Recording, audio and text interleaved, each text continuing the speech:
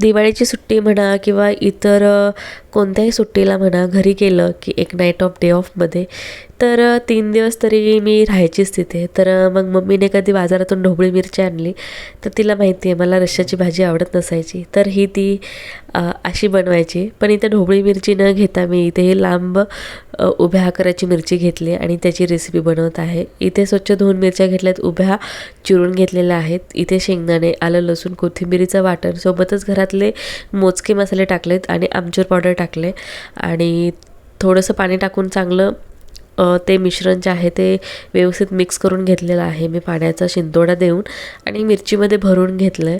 तर ह्या खायला इतक्या चविष्ट लागतात ना विचारूच नका. तर तुम्ही घरी फक्त डाळ भात जर केला असेल ना तर त्याच्यासोबत तोंडी लावायला ह्या मिरच्या घ्या. एक नंबर अप्रतिम चव येते आणि खूपच गडबड असेल ना तरी झटपट होणारी रेसिपी आहे.